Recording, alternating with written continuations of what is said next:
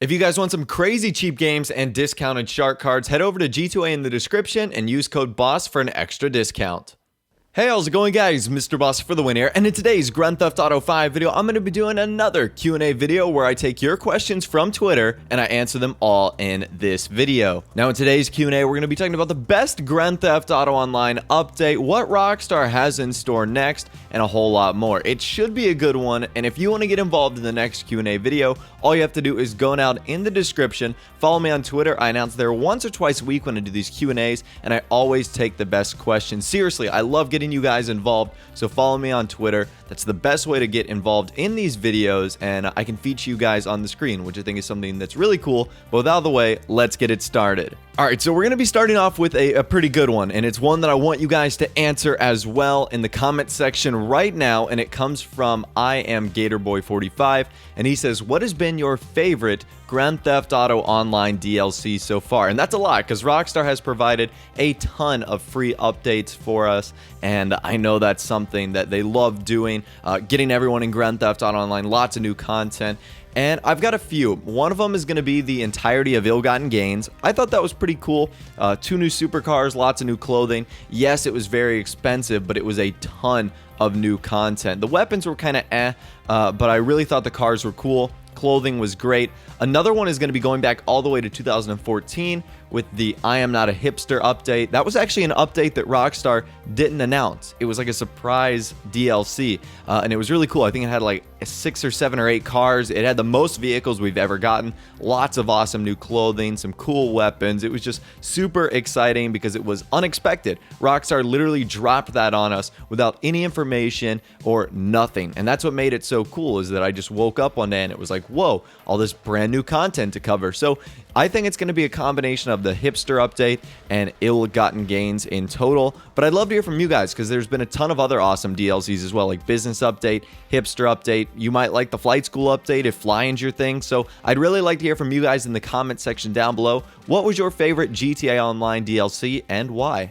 So our next question comes from Harjat Ball 24, and he says, which class of vehicle do you think needs a new car? Hashtag Ask Boss. Now, there's 3 of them that I believe don't need a new car. That's going to be the supercars, the sports classics, and the motorcycles. Really, Ill-Gotten Gains Part 1 and 2 covered all those facets really, really well. So I don't want to see any of those.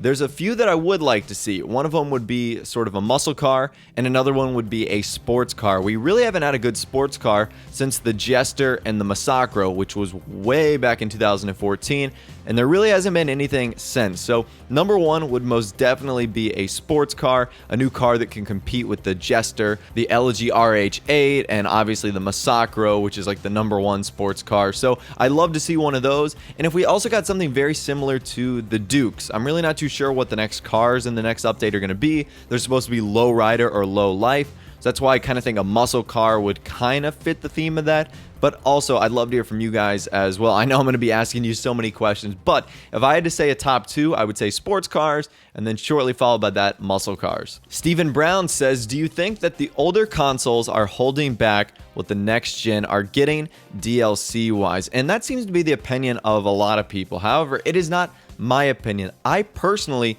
don't think that the old gen 360 and PS3 are holding back the next gen, because we've seen what Rockstar have already started to do, which means they're just not including some content on the old generation, that is. So we saw that in Ill-Gotten Gains Part 1 with the 2 golden jets and airplanes. Like, they didn't have the interiors, and also the engravings on the gun, like that wasn't included. So I think we're already starting to see that right now, and with Rockstar's next update that includes the Rockstar editor, which isn't even coming on the old generation. So I don't think old gen is holding next gen back. I just think Rockstar is going to be slowly adding less content to those consoles, just because they're like 10 years old. There's only so much you can do on those old systems. Our next question comes from Chris Sharp, and he says, what if there is no single player expansion at all? Well, if that is to happen, sound the alarm, because there's going to be a bunch of people just totally freaking out and losing their minds. But I do not think that is going to be the case. I think Rockstar is just super focused on GTA Online, and really that's what they've been doing. I think a single player DLC is on the way. If I had to guess, I would say 2016. I know that's what we've been saying for a while. In 2013, we said, oh, it's coming out in 2014.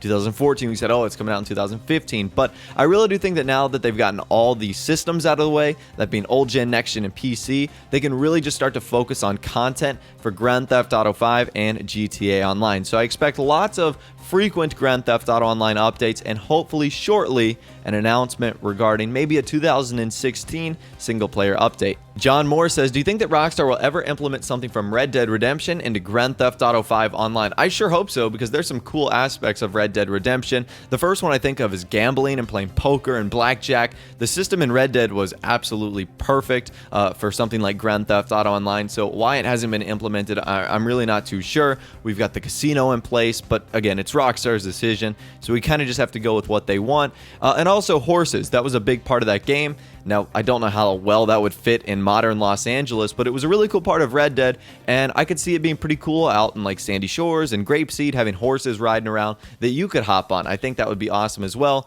So if I had to select two things, it would definitely be the gambling aspect and poker and blackjack, and then horses as well. I think that'd be awesome. And finally, last but not least, we're going to be tackling this last question from William R. Graham, who says, #AskBoss. Hi, Ross. Do you think in the next update in GTA Online we'll be able to save more outfits and own more apartments? Now, I kind of talked about this in a video yesterday where I said it's absolutely necessary that Rockstar add at least a new garage or a new apartment into the next update. One, because I'm out of cars, and two, I really do think that people would enjoy something new, whether it's a new style apartment or a new style garage. And as far as saving more outfits, I kind of talked about that as well, just being able to have more freedom with your clothing. And I think that's something that Rockstar knows. They clearly hear chatter from the community, and this is something that's been going on for a while now. Either A, the ability to save outfits or make them more easily, and certainly with the new garage, since we've been getting all these new cars, being able to have more space. So I certainly do think that they're going to be tackling that in the next update.